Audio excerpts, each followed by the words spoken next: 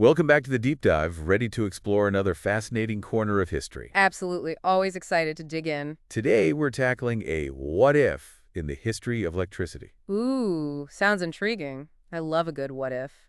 Well, get this. Imagine if our entire understanding of electricity, like how we measure and use it, was actually much simpler. Simpler. How so?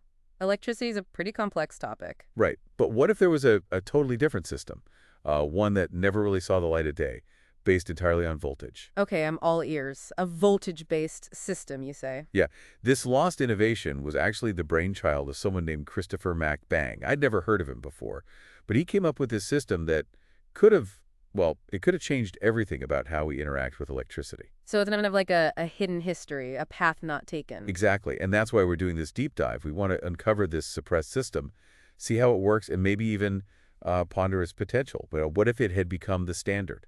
A fascinating thought experiment. Let's get into it. Okay, so picture this. Instead of amps and watts, we have a system built solely around voltage. So voltage, the electrical force, becomes the central concept. You got it. It's the driving force, the core measurement. Deng actually called it the volt charges moved per minute. Interesting way to put it. And how does this affect other electrical concepts like, say, battery capacity? Well, that's where it gets really cool. Think of battery capacity as volt charge, written as VC. It's just the runtime of the battery in minutes times the voltage. Simple. So if I have a 10V battery that runs for half an hour, that's 30 minutes times 10V, giving me 300 volt charges. Exactly. So straightforward, no more complicated calculations. And runtime, even easier. It's simply volt charge divided by voltage. I see. So everything just flows from this one core concept of voltage. Elegant, actually. And that elegance extends to other components too, like volt capacity, which tells you the maximum voltage a device can handle. Makes sense. So how about resistors? How does this voltage-based system deal with resistance? Resistance becomes the reduction rating, the amount of voltage a resistor drops. So you might have like a 2V reducer, and of course it would also have a volt capacity rating. Okay, so a 2V reducer, 10V capacity, meaning it drops the voltage by 2 volts and can handle up to 10 volts. It is quite intuitive. What about more complex components like transistors?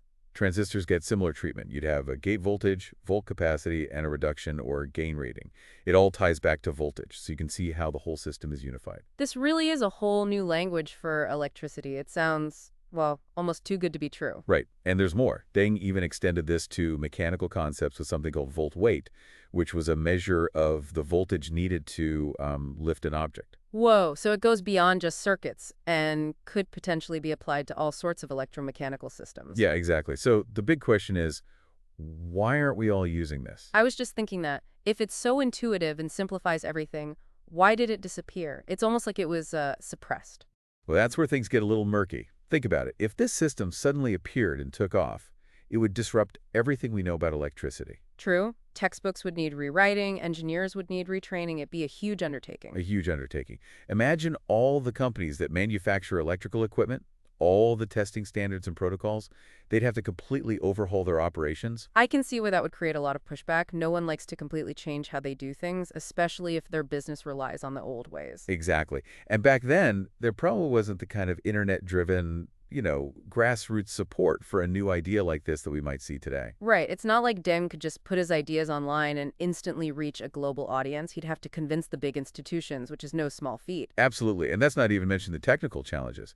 Imagine designing and building entirely new testing equipment for this voltage-centric world. It would be like starting from scratch in a lot of ways. I mean, it's a fascinating idea, but I can definitely see why it didn't gain traction back then. So let's say, hypothetically, that we wanted to revive this system today. What would it take to make it happen? Well, first you'd need solid proof, like hard scientific evidence, that it actually offers significant advantages in different applications. Right, you'd need to show it's not just simpler, but it's actually better, more efficient, more precise. Exactly. Then you'd need to make it accessible. Develop educational materials, training programs, textbooks explaining everything in this new language. And you'd need to get some big names on board. Influential scientists, engineers, maybe even some tech companies willing to embrace this new system. And don't forget about standards. New testing protocols, safety regulations. It would have to be just as rigorous and reliable as the current system. True, and it would need a good marketing campaign, right?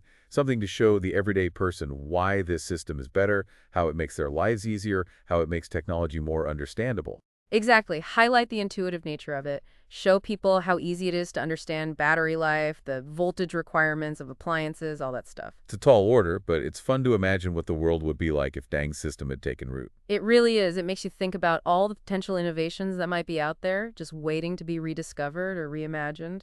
What if the key to a simpler, more intuitive understanding of electricity has been right under our noses all along? It really makes you think.